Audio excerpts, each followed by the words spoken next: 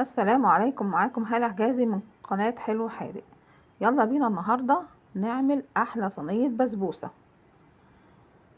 طبعا انتوا عارفين ان الحاجات الحلوة او الحلويات الشرقية في المحلات بقت غالية جدا، وانت بأقل مقادير ويبقى أرخص سعر هتعملي الحلويات الجميلة دي في البيت.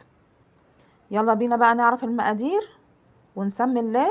وعايزة اقول لكم ان المقادير ظبطتها، يعني ظبطة المقادير مهمة جدا جدا في نجاح البسبوسة.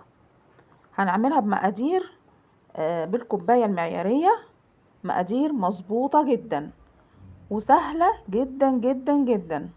في اقل وقت هتعملي احلى صينية بسبوسة.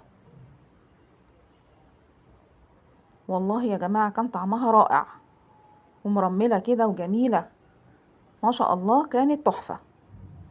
بس اهم حاجة في الوصفة ان يكون السمنة بتاعتك سمن بلدي او ميكس، بس لازم يكون فيها سمن بلدي. خلاص يلا بينا بقى نعرف المقادير بالتفصيل. ولو عجبكم الفيديو ما تنسوش لايك وشير واشتراك في القناة. انا هنا معايا نص كيلو سميد بسبوسة زي ما حضراتكم شايفينه كده بالظبط، بنجيبه من محل الحلويات اللي بيبيع مكونات الحلويات. ومعايا هنا باكو بيكنج باودر، طبعا ده مش هيتحط كله. ومعايا شوية لوز كده، ده طبعا اختياري. ومعايا كوباية لبن، الكوباية دي معيارها 240 ملي. ومعايا كوباية الا ربع سمن، سمن او زبدة على سمن. خلاص. ومعايا نص كوباية سكر، نص كوباية سكر ومعلقتين. ومعايا معلقتين جوز هند مبشور. خلاص. وعلشان السيرب البيكنج باودر هاخد منه معلقة صغيرة، عارفين معلقة الشاي الصغيرة دي، هناخد منه ملو معلقة شاي صغيرة. خلاص.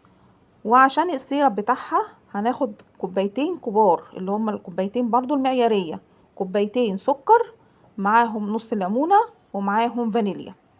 خلاص. هحط بقى جوز الهند، هحطه على دقيق البسبوسة اللي عندي، وهاخد معلقة صغيرة، هي بتبقى معلقة مليانة بيكنج باودر، هحطها على الدقيق بتاع البسبوسة او السميد بتاع البسبوسة. خلاص. واقلبهم كده كويس جدا. طبعا انا بشتغل والفرن والع علشان يبقى الفرن سخن. خلاص. هاخد بقى دلوقتي السكر، اللي هو كوباية سكر، اللي هي نص كوباية السكر ومعلقتين، هحطهم على كوباية اللبن، وهحط عليهم كوباية الا ربع السمنة، وهرفعها على النار. انا بس مش عايزة غير ان السكر يدوب في المكونات ديت. اهو بصوا بقت عاملة كده زي ما تكون اللبن قاطع. خلاص. وهجيب عندي صينية، الصينية دي يا جماعة مقاسها 32، يعني ما شاء الله صينية كبيرة جدا. انا هسيب بقى الخليط اللي انا عملته على النار ده هسيبه يبرد خالص.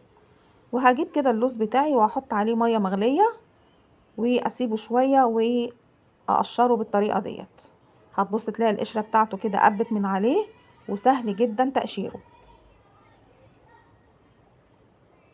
هحط بقى الخليط اللي انا كنت عملته بتاع السمن والسكر واللبن، هحطه كده في التلاجة يهدى خالص يبرد. خلاص. وبعد كده هروح حاطه الخليط دوت على الدقيق بتاع البسبوسة اللي هو سميد البسبوسة. الطريقة سهلة جدا ما فيهاش اي افتكاسة يعني. هقلبه بقى كده، مش هعجن، انا بقلب بس لغاية اما دقيق البسبوسة او السميد بتاع البسبوسة يتشرب كل السائل اللي انا حطيته له.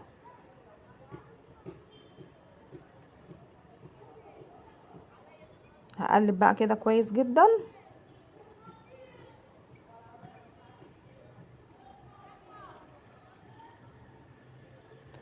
علشان كل الدقيق او دقيق البسبوسة اللي عندي كله يتشرب من من الخليط اللي انا عملته.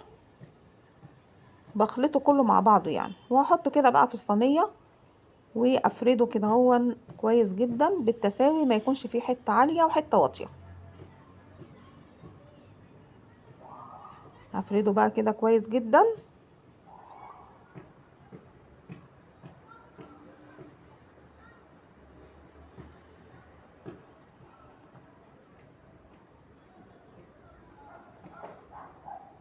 واسويه كويس، وبعد كده هحط له سواء بقى بندق، سواء لوز، سواء مكسرات كلها على بعض اللي عندك. لو ما عندكيش مكسرات ممكن تعمليها سادة وبتبقى حلوة جدا، مفيش اي مشكلة خالص. وانت بقى بتحطي اللوزة كده اضغطي عليها، علشان لما بنيجي نحط السيرب بتبقى البسبوسة سخنة والسيرب سخن، فالمكسرات بتقب من على وش الايه، من على وش البسبوسة. هنضغط بقى كده بصباعنا كده واحنا بنحط المكسرات علشان ما تطلعش مننا وقت ما نسقيها بالسيرب.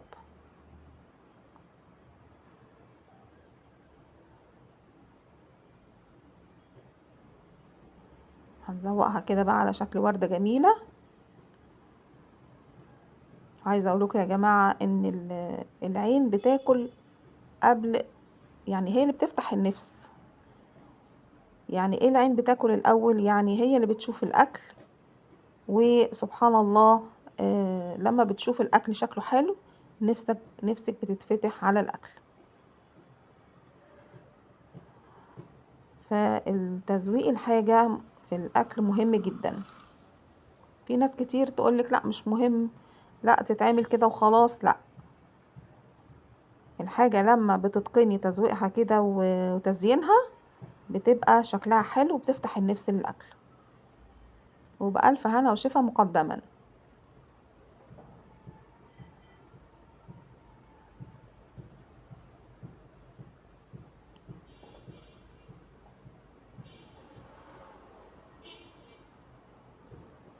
بصوا شكلها بقى جميل جدا. هدخلها بقى الفرن، واروح على طول حاطه السيرب على النار. كوبايتين زي ما قلت لكم، كوبايتين سكر عليهم كوبايتين زيهم بالظبط ميه. واول ما السكر يدوب، مش هتقعد كتير على النار، اول ما يدوب كده وياخد غلوتين هنروح حاطين عليه الليمون والفانيليا وخلاص كده، عشان احنا عاوزين السكر يكون خفيف. خلاص، اول بقى ما بتاخد الصينيه في الفرن الحواف كده بتاعتها هتلاقيها احمرت، على طول هتولع عليها الشوايه تاخد وش كده من فوق. ويبقى الصينيه اول ما تاخد الوش واللون الجميل دون هنخرجها من الفرن، ويكون السيرب سخن جدا وصينيه البسبوسه سخنه، وننزل عليها بالسيرب زي ما حضراتكم كده شايفين بالظبط. واول ما تلاقي الصينيه البسبوسه بتشرب السكر بتاعها اعرفي ان النتيجة ناجحة جدا. خلاص، هنسقيها بقى كده كلها بالسيرب، وهتشربوا كله ان شاء الله. واعرفي كده ان النتيجة ناجحة 1000%. وهنسيبها بقى لغاية اما تبرد خالص. حتى لما تبرد دخليها التلاجة كده قد ساعة،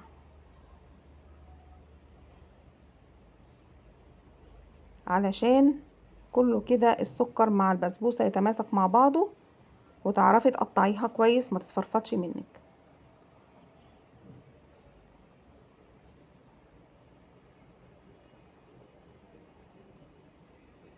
خلاص كده البسبوسة عندي بردت، هقطع بقى منها كده واوريكم شكلها.